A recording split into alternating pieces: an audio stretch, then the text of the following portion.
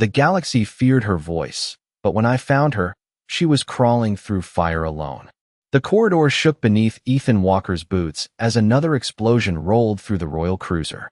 Red emergency lights flashed across walls covered in smoke and scorched metal, turning the entire hallway into something that looked more like the inside of a dying machine than the pride of an empire. The air smelled like burnt circuitry and leaking coolant. Somewhere deeper inside the ship, warning sirens screamed in 3 alien languages. Ethan tightened his grip on the emergency med kit hanging from his shoulder and forced himself forward through the heat. He should have been gone already. Every surviving crew member had evacuated 10 minutes ago, but human instincts were stubborn things. And Ethan Walker had never been good at leaving people behind. A violent tremor rippled through the deck plating beneath him. Sparks burst from an overhead panel, showering the floor in blue-white flashes. Fantastic, Ethan muttered under his breath. Exactly how I wanted to spend my Friday night. Then he heard it. Not a scream, not a command. Breathing. Weak. Ragged. Human ears almost would have missed it beneath the alarms. Ethan froze. The sound came from behind a partially sealed blast door near the end of the corridor. Thick smoke curled through the narrow opening beneath it. He stepped closer carefully, pulse hammering against his ribs. And then he saw her. The alien queen of the Seraphel Dominion was on her hands and knees beneath the damaged door, silver-black hair hanging across her face as she dragged herself through the smoke 1 painful inch at a time. Ethan had seen her before only on station broadcasts. Queen Valeth, the woman who ruled 17 star systems. The woman diplomats described as cold enough to freeze a war before it started. Even now, covered in ash and glowing blue blood, she looked unreal. Her dark sapphire skin reflected the crimson emergency lights like polished stone. Golden markings along her throat flickered weakly with each breath. One side of her ceremonial armor had cracked open during the attack, exposing burned circuits beneath the elegant metal layers woven into the fabric. But it was her eyes that stopped him cold. Bright gold, sharp even through the pain, and furious. The moment she noticed him approaching, her expression hardened instantly. "Do not touch me, human," she hissed, voice low and strained. Ethan crouched beside the damaged doorway anyway. "Good to see you too." Another explosion thundered somewhere above them. Dust rained from the ceiling. Valeth tried to push herself backward away from him, but her left arm collapsed beneath her weight. Ethan noticed the faint tremor in her breathing immediately. Shock, heat exhaustion, blood loss. Bad combination. "Your Majesty," he said calmly, reaching for the twisted edge of the blast door. "If you stay here another 60 seconds, this whole section's gonna decompress into open space. Better death than debt to a human." Ethan paused for half a second. Then he laughed quietly despite the chaos around them. "Yeah," he said, bracing his shoulder against the steel door. "You aliens really know how to make things dramatic."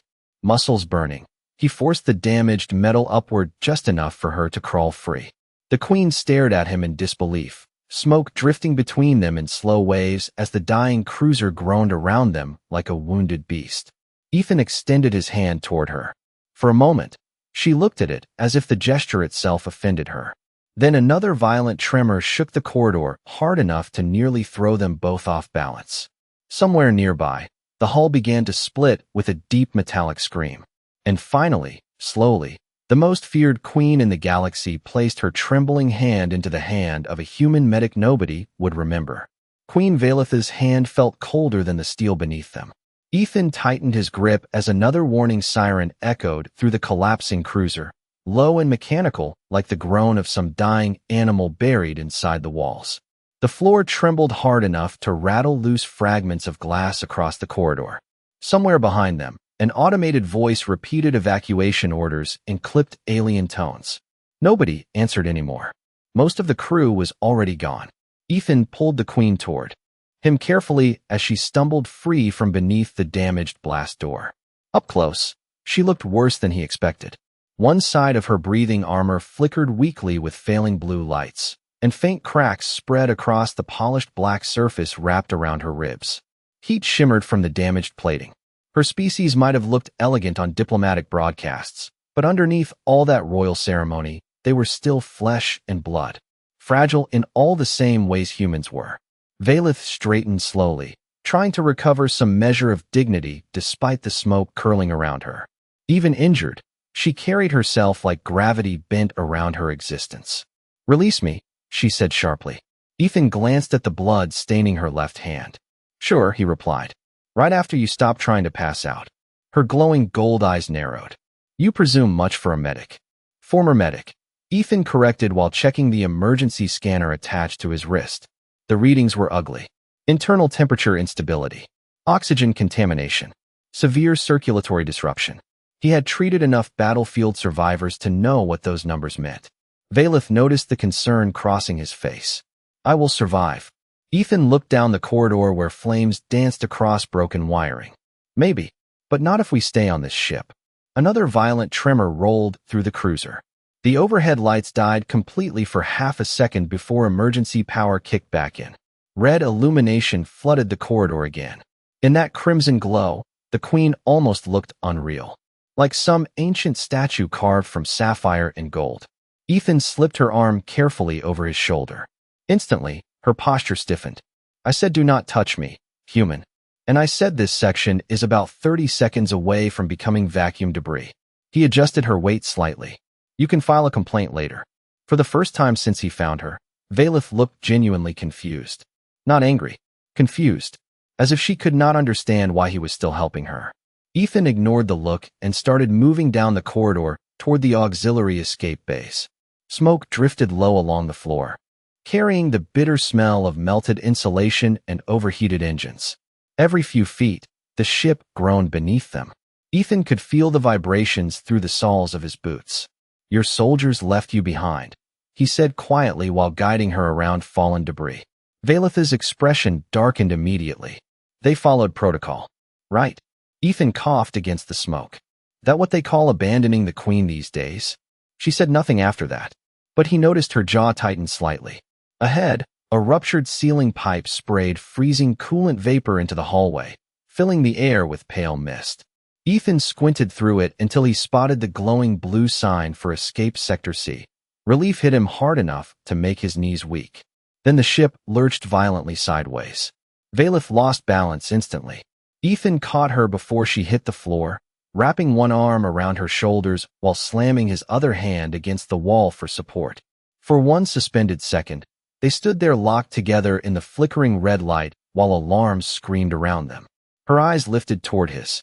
Cold gold meeting exhausted gray. Close enough now for Ethan to see tiny fractures running through the glowing markings beneath her skin. She stared at him with something unfamiliar in her expression. Not trust. Not yet. But maybe the first crack in hatred. Then blood suddenly dripped from Ethan's sleeve onto the floor between them. Valeth's gaze snapped downward instantly. "You are injured," she whispered. Ethan looked at the dark stain spreading across his uniform and gave a tired half-smile. "Yeah," he said softly. "Turns out dragging royalty through a burning spaceship is bad for your health." The escape bay doors were half-sealed when Ethan and Queen Valeth finally reached them. Cold vapor hissed from ruptured pipes overhead, turning the chamber into a maze of drifting white fog and flickering emergency lights. The room looked abandoned. Rows of compact escape pods lined the curved metal walls, but most of them were already gone, launched into deep space hours earlier. Ethan exhaled slowly through clenched teeth. "Please tell me your empire did not cheap out on emergency systems." Valeth leaned heavily against the wall beside him, one hand pressed against the cracked armor covering her ribs. "Sci-Fi vessels do not fail." Right on cue, another violent tremor shook the bay hard enough to send sparks bursting from the ceiling.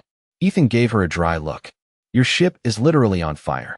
Her glowing eyes narrowed slightly, but before she could answer, her legs suddenly weakened beneath her. Ethan caught her instantly. The movement pulled a sharp sting through his injured arm, but he ignored it. Her skin felt colder now. Too cold. He guided her carefully toward the nearest intact pod while checking the scanner on his wrist again. The readings had worsened. Her pulse rhythm was unstable. Internal systems collapsing one by one. Human medicine barely understood Sci-Fi biology, but Ethan knew one thing for certain.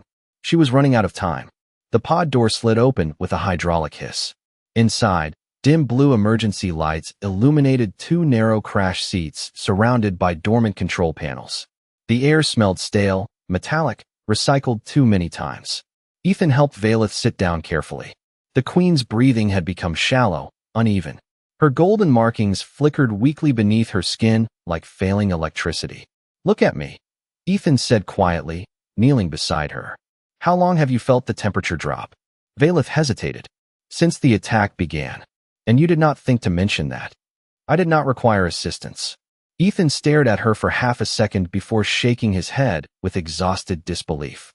"You aliens are unbelievable." He opened the emergency med kit and scanned her again manually this time.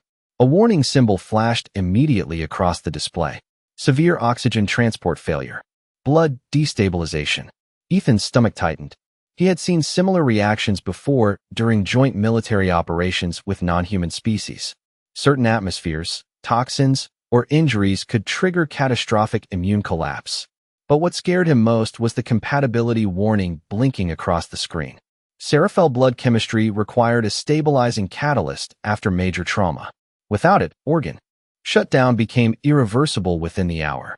Ethan checked the kit faster now, searching through injectors and vials. Empty. Missing. Probably destroyed during the attack. "No," he whispered under his breath. Valeth noticed immediately. "What is wrong?" Ethan looked at her pale expression in the dim blue light. "Your body is crashing. Fast." Her posture remained strangely calm despite the words. "Then my death arrives sooner than expected." Ethan let out a frustrated breath. "Can you stop talking like a tragic space opera for 5 minutes?" She blinked once, almost startled by the response. Ethan sat back against the opposite wall of the pod, mind racing. Then his eyes drifted toward the compatibility warning again. Human hemoglobin showed partial emergency stabilization properties with seraphyl plasma under rare conditions. Experimental. Dangerous. Completely unapproved. "That is not happening," Valeth said suddenly. Ethan looked up sharply. "You can read human medical scans? Your screen brightness is terrible." Even exhausted, there was still royal sharpness in her voice. "Human blood is biologically impure to my species." Ethan gave a tired laugh. "Lady, right now your options are me or dying in a floating metal coffin." Silence filled the pod except for the low hum of failing power systems. Valeth's gaze lingered on him for several long seconds. Then quietly, almost bitterly, she said, "If the High Council discovers this," Ethan rolled up the sleeve over his injured arm, "then maybe do not tell them." Before she could protest again, he connected the emergency transfer line between them. The needle pressed into his skin first. Warm blood flowed through the clear tubing under the cold blue light. Valeth watched it with visible disbelief, her glowing eyes fixed on the dark crimson moving steadily toward her arm. Ethan felt the pull almost immediately. Dizziness crept into his head while the transfer system hummed softly between them. The queen's breathing slowed little by little. Her trembling eased. Color returned faintly to the glowing markings beneath her skin. And for the first time since he met her, the fear in her eyes began to fade. The escape pod launched with a violent shudder that pressed Ethan hard against the crash seat. Outside the narrow viewing port, the royal cruiser drifted through darkness like a wounded giant, sections of its massive silver hull glowing with scattered fires. Fragments of debris floated silently around it, reflecting pale starlight across the pod interior. Then, slowly, the damaged ship disappeared behind them as the automatic navigation system pushed the tiny vessel deeper into open space. Silence settled over the cabin. Not true silence. Machines still hummed softly beneath the floor. Ventilation fans rattled somewhere overhead. A damaged relay sparked every few seconds behind one of the wall panels. But compared to the chaos they had escaped, the pod felt almost unreal. Ethan leaned his head back against the seat and closed his eyes for a moment. The blood transfer had stabilized Valeth, but it had also left him lightheaded. His injured arm throbbed beneath the rolled sleeve of his uniform. He could feel dried blood stiffening the fabric against his skin. Across from him, Queen Valeth sat motionless beneath the dim blue emergency lights. Her breathing had steadied. The faint glow beneath her sapphire skin had returned little by little, illuminating the elegant lines of her face in soft gold patterns. But her attention remained fixed on the transparent transfer tube still connecting them. Human blood. Inside her body. Ethan followed her gaze and sighed quietly. "You keep staring at that thing like it insulted your ancestors." Her eyes lifted slowly toward him. Among my people, blood is sacred. Yeah, same on Earth.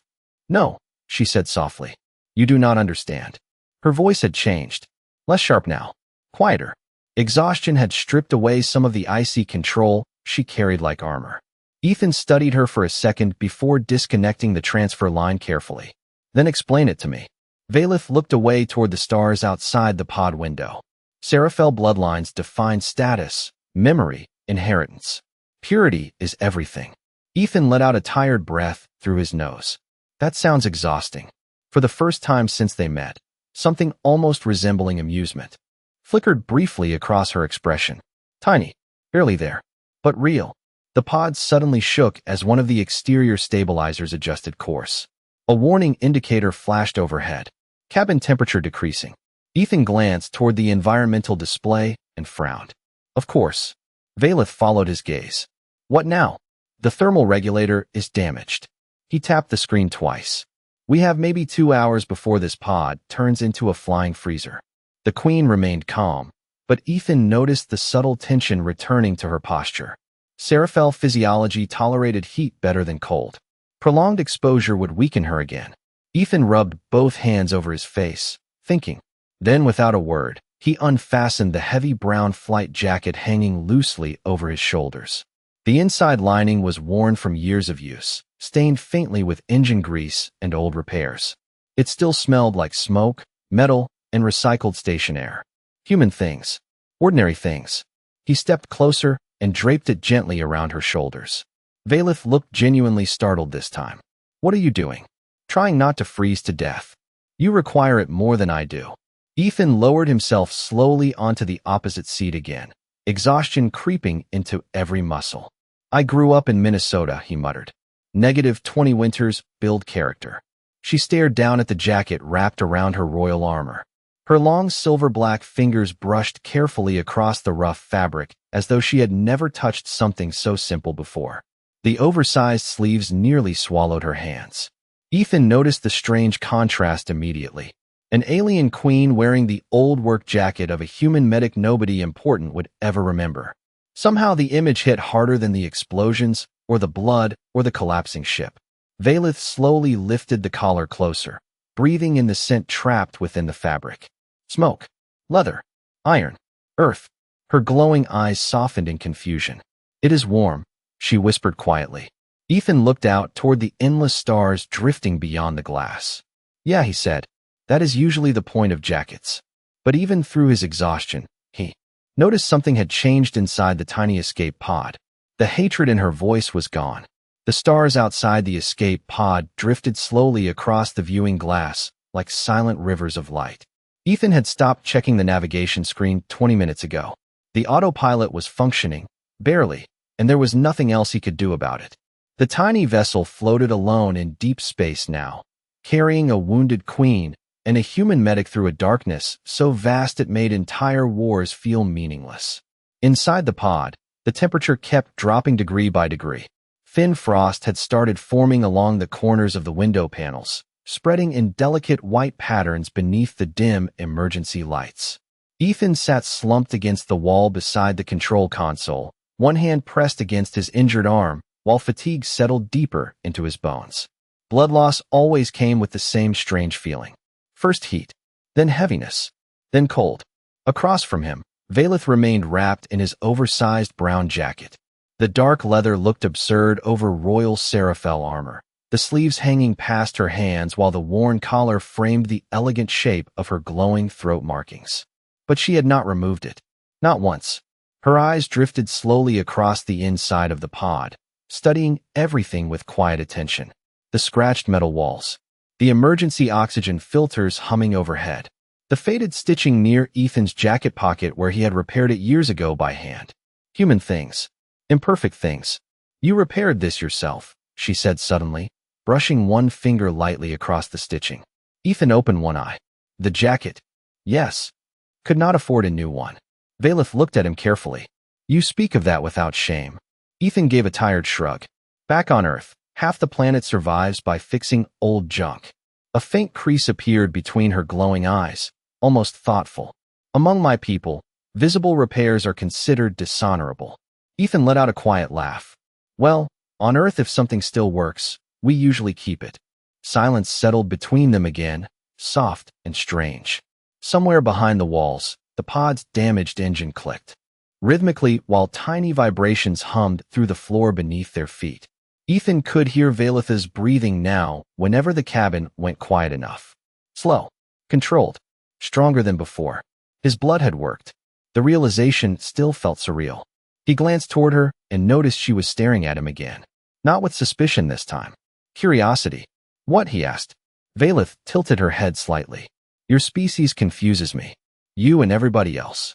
You possess primitive technology compared to the Dominion. Your worlds remain politically divided. Your military forces lack discipline. Ethan smirked faintly. Appreciate the compliments. But Valith continued softly, almost to herself. Yet you continue risking your lives for strangers. Ethan looked out at the drifting stars beyond the frozen glass. Not everybody does. You did. The words hung quietly in the cold air between them. Ethan rubbed his tired eyes with one hand. You were hurt. I was your enemy. Yeah. He glanced back toward her. Still not seeing your point. Valith stared at him for several seconds without speaking. Then slowly, carefully, she pulled the jacket tighter around herself. The movement seemed almost unconscious. Ethan noticed anyway. Outside the pod, distant stars reflected softly across her gold eyes. For the first time since the attack, the queen no longer looked untouchable. She looked tired. Alone. Ethan suddenly wondered how long it had been since anyone had done something kind for her without expecting power or reward in return. The thought hit harder than he expected. A sudden warning chime interrupted the silence. Ethan straightened immediately despite the dizziness pulling at his head. The navigation console flickered red. Long-range sensor contact detected. Valith rose to her feet instantly, royal instincts returning like sharpened steel. Who found us? Ethan forced himself upright beside her and checked the damaged scanner. Then his stomach tightened. Multiple ships. Large signatures. Military class. The queen stared at the symbols appearing across the display screen. Her glowing eyes widened slightly for the first time since he met her. That is not a rescue fleet, she whispered. Outside the viewing glass, distant lights began emerging from the darkness one by one like cold stars waking up around them. The ships surrounding the escape pod moved without sound across the darkness, enormous black silhouettes cutting through the stars like predators circling wounded prey. Ethan counted at least 6 of them through the frosted viewing glass. Their hulls were sharp, angular, built for intimidation rather than beauty. White symbols glowed along their sides in patterns he did not recognize. Not Seraphel military markings. Valith's expression hardened instantly beneath the dim blue cabin lights. The Karth Dominion, she said quietly. Ethan looked toward her. Friends of yours? No, something cold entered her voice then. Not fear. Something older. They have hunted my people for generations. The pod shuddered lightly as one of the massive ships passed overhead, blocking entire fields of stars behind its armored hull. Ethan stepped closer to the controls and checked the failing scanner again. No weapons. No shields. Barely enough engine power to keep life support functioning. Against military cruisers, they were floating inside a metal soda can. That is bad, he muttered. Valith remained perfectly still beside the viewing port, wrapped in his brown jacket while cold light from the enemy fleet reflected across her glowing eyes. They will board us. Great, Ethan sighed. Because tonight was not stressful enough already. A low pulse echoed through the pod. Then another. Ethan frowned. External communication request. The damaged monitor flickered before stabilizing into a grainy transmission filled with static. A tall alien figure appeared on the screen, armored in dark silver plating that covered most of his body. His face was narrow, pale, almost skeletal beneath the cold white glow of the bridge lights behind him. But his eyes locked instantly onto Queen Valith. Your Majesty, the figure said smoothly. What an unexpected pleasure. Valith's posture straightened immediately, royal authority settling over her like invisible armor. Commander Threx. Ethan noticed the change in her voice. Controlled. Sharp. Enough to cut steel. The alien commander smiled faintly. Your vessel's destruction was unfortunate. You caused it. Politics often create misunderstandings. Ethan folded his arms against the cold wall beside the console. You aliens really need hobbies. Threx's eyes shifted toward Ethan for the first time. The expression on his face changed instantly. Not curiosity, disgust. There is a human aboard your escape vessel. Valeth said nothing. The silence itself felt dangerous. Threx leaned slightly closer toward the transmission screen. You allowed one of them near you?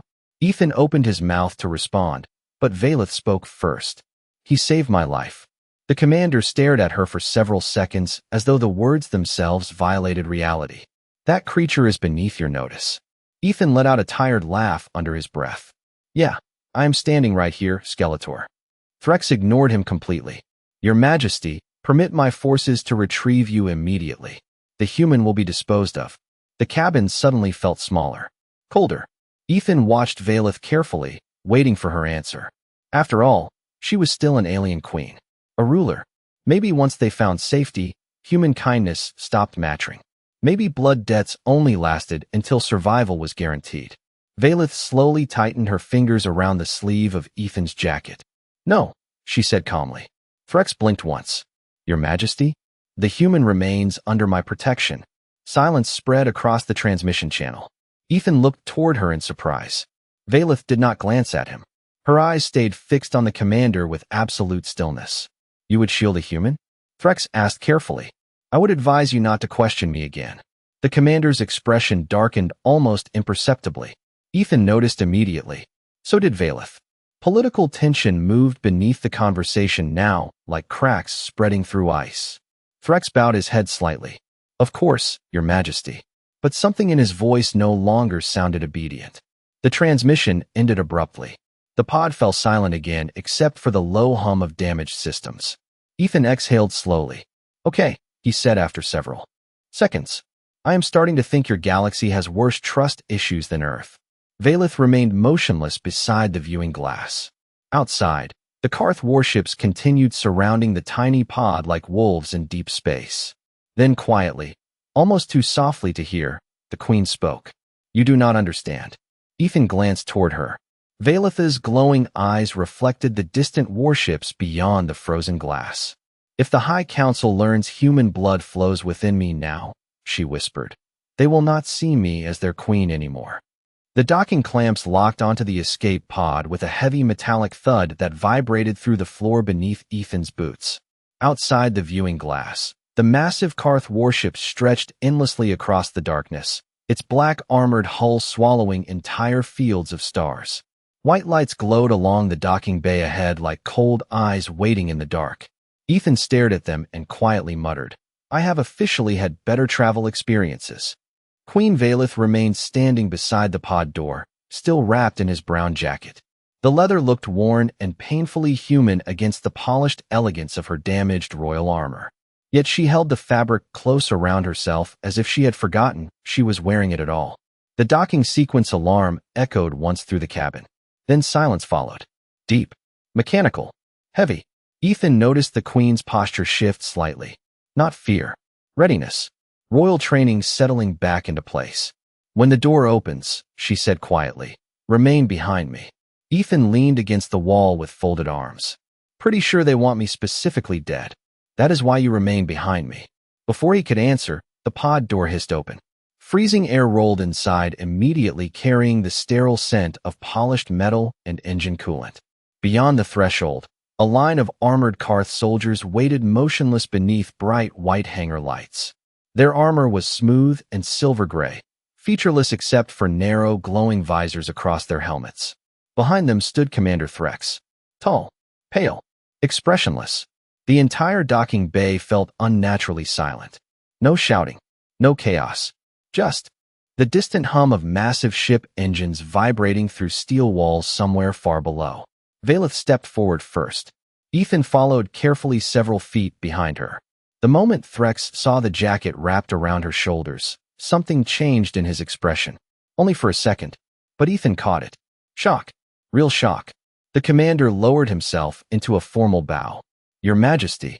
Valeth's voice returned cold and regal instantly. Commander. Threx slowly rose again, but his eyes shifted briefly toward Ethan standing behind her. Disgust flickered there immediately.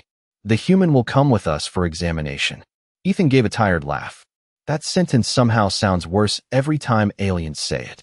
No one reacted. Valeth took one calm step sideways, placing herself slightly between Ethan and the soldiers. The movement was small, but deliberate.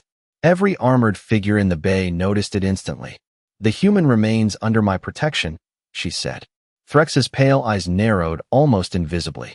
"Your Majesty, with respect, the High Council will require answers regarding your condition." Ethan noticed several soldiers glance subtly toward the jacket again. Valeth noticed too. Her fingers tightened around the worn sleeve near her wrist. "My condition is stable." Because of him, silence spread across the docking bay like pressure before a storm. Ethan looked toward Valeth carefully. This was the moment. The easy moment would be denying everything. Saying the transfer never happened. Saying the human medic meant nothing. Instead, the queen lifted her chin slightly beneath the harsh white lights. "Yes," she answered calmly. Several soldiers shifted uncomfortably. One lowered his gaze immediately. Commander Threx stared at her as though she had spoken blasphemy aloud. "Human blood now flows within the sovereign body of the Seraphel throne," he said carefully. "Do you understand the consequences of this admission?" Valeth's glowing gold eyes never moved from his face. Perfectly. Ethan suddenly realized the docking bay was not just quiet anymore. It was tense. Dangerous. Not because of weapons. Because of politics. Because every soldier standing there now carried knowledge powerful enough to fracture empires. Threx slowly approached them across the polished floor. His voice dropped lower. "The council will demand purification." Ethan frowned. "I am sorry, purification sounds extremely unfriendly." Threx ignored him completely. "Your Majesty, the human has compromised royal sanctity." Before Valeth could respond, Ethan stepped forward beside her despite the exhaustion still pulling at his body. "Okay," he said quietly. "I think we are done pretending I accidentally poisoned your queen by helping her survive." Several soldiers visibly stiffened at his tone, but Ethan kept talking anyway. "She was dying. I helped her. End of story." Threx looked at him with open contempt. "Your species mistakes emotional impulse for honor." Ethan met his gaze evenly. "Funny. From where I am standing, your people abandoned her." The silence that followed felt sharp enough to cut glass. Then slowly, beneath the bright white lights of the enemy warship, Queen Valeth turned her head toward Ethan. And for the first time since he pulled her from the fire, she looked at him not as a human, but as someone standing beside her. The throne chamber of the Seraphel Dominion was colder than space itself. Ethan felt at the moment the massive silver doors opened before him. Not temperature. Silence. The kind of silence built from power old enough to reshape entire star systems. White light poured across the polished black floor beneath his boots while towering columns curved upward into darkness far above. Alien symbols glowed softly along the walls like drifting fire beneath ice. At the far end of the chamber, elevated above dozens of gathered officials and military commanders, stood the Seraphel throne itself. Empty. Ethan walked forward slowly between rows of silent figures while two armored guards escorted him through the center aisle. Every set of eyes in the chamber followed him. Some curious, most hostile. He could feel it pressing against his skin heavier than gravity. Human. Outsider. Contamination. The whispers started immediately, quiet enough that he could not understand the language, but he did not need translation to recognize judgment when he heard it. Commander Threx stood near the base of the throne platform with his hands folded behind his back. His pale expression remained unreadable. "The human arrives," he announced calmly. Ethan stopped several feet away from the platform and glanced around the chamber once more. "You guys really went all in on the dramatic architecture." Nobody reacted. Tough crowd. One older council member stepped forward slowly from the gathered officials. Her silver robes shimmered beneath the white lights as glowing markings pulsed faintly beneath her dark blue skin. "You stand accused," she said coldly, "of violating the sanctity of the royal bloodline." Ethan blinked once. "By preventing your queen from dying." Murmurs spread instantly across the chamber. The councilwoman's expression hardened. "Human blood is impure." Ethan folded his arms despite the tension tightening around him from every direction. Interesting definition of impure considering it kept her alive. Threx stepped forward before the councilwoman could answer. "You misunderstand your position here, human." Ethan looked toward him evenly. "No. I understand it perfectly. The chamber fell silent again. Ethan could feel exhaustion pulling at his body beneath the harsh white lights, but something stubborn inside him refused to bend. Your queen was abandoned during an attack, he said quietly. I stayed. Several officials shifted uncomfortably. I gave her my blood because nobody else would help her. He glanced around the massive chamber. If that threatens your empire, maybe your empire has bigger problems than me. The silence afterward felt dangerous. Threx's pale eyes narrowed. Enough. He turned toward the gathered council. The contamination must be addressed immediately before public knowledge spreads. Ethan frowned slightly. You really love saying contamination. Then suddenly the enormous throne chamber doors opened again behind him. Every sound vanished instantly. Ethan turned toward the entrance. Queen Valeth stepped into the chamber beneath a flood of silver light. The entire room froze. Not because she had arrived. Because of what she was wearing. The old brown human jacket still rested over her shoulders. Worn leather. Faded stitching. Dried blood darkened one sleeve beneath the glowing royal markings visible along her throat. Against the elegance of the Seraphel throne chamber, the jacket looked painfully ordinary. Human. Real. Every council member stared at it in disbelief. Ethan felt his breath catch slightly. Valeth walked forward slowly through the chamber without removing it. The heavy silence around her deepened with every step. Commander Threx looked genuinely shaken for the first time. Your Majesty, he said carefully. You cannot appear before the council wearing that. Valeth stopped beside the throne platform. Her glowing gold eyes swept calmly across the chamber. Why? Nobody answered. The queen turned slightly toward the gathered officials. This human crossed fire and collapsing steel to save my life. Her voice remained soft, controlled, but every word carried through the chamber like sharpened glass. While others fled, several council members lowered their eyes. Valeth touched the sleeve of Ethan's jacket gently with one hand. His blood flows within me now. A wave of stunned whispers spread instantly across the chamber. But the queen did not stop speaking.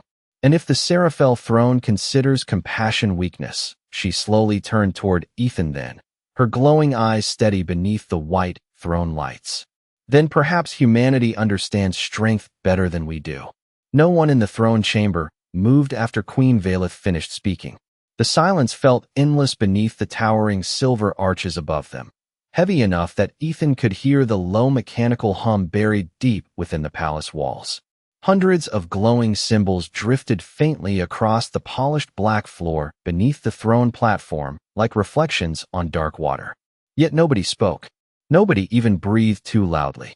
Ethan stood frozen several feet below the throne while every alien eye in the chamber remained fixed on the worn brown jacket resting across the queen's shoulders. Human leather, human stitching, human blood. Somehow that old jacket had become louder than royal law itself. Commander Threx recovered first. His pale expression hardened as he stepped forward beneath the white throne lights. Your Majesty, he said carefully. Emotion cannot guide an empire. Valeth looked down at him calmly from the platform above. And fear should not guide one either. Threx lowered his voice. The council will see this as weakness. Ethan expected hesitation then. Politics. Doubt. Calculation. Instead, Valeth slowly descended the steps of the throne platform until she stood directly beside him beneath the center light of the chamber. The movement sent visible tension through the gathered officials. Royalty did not stand beside humans. Not in public. Not in Seraphel history. But the queen remained there anyway. Ethan glanced toward her quietly. Up close, he could still smell faint traces of smoke and engine coolant trapped in the old jacket fabric. Strange how ordinary things survived moments that changed entire civilizations. Valeth's glowing gold eyes swept across the chamber once more. When my ship burned, she said softly, none of you were there. Her voice never rose. It did not need to. When my soldiers fled, none of you remained. Several council members lowered their heads. But the humans stayed. Ethan looked down awkwardly at the polished floor. I mean, technically I was also trying not to die. A few confused glances shifted toward him. Valeth ignored the interruption completely. He asked for nothing, she continued. No reward. No status. No promise. Her fingers tightened gently around the sleeve of the jacket. Only whether I was alive. Silence followed again. But this time it felt different. Less hostile. Uncertain. Ethan noticed several guards exchanging subtle looks beneath their helmets. Even Threx no longer seemed fully confident. The queen turned slowly toward Ethan then.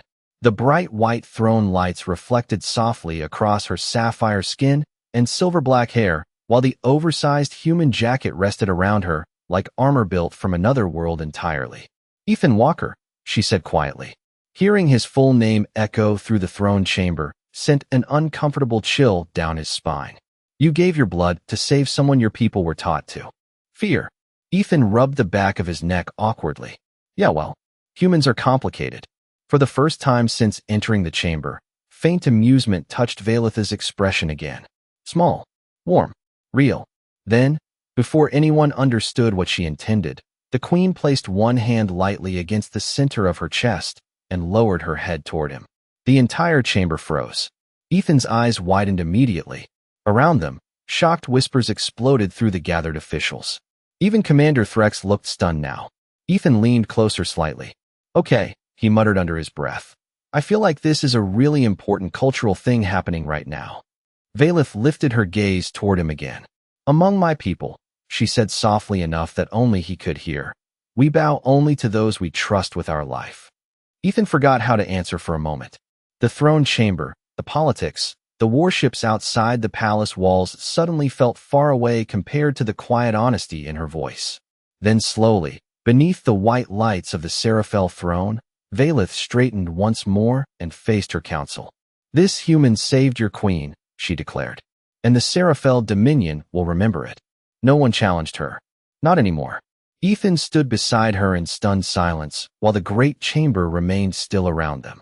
Outside the towering palace windows, distant stars shimmered quietly over the endless dark of space.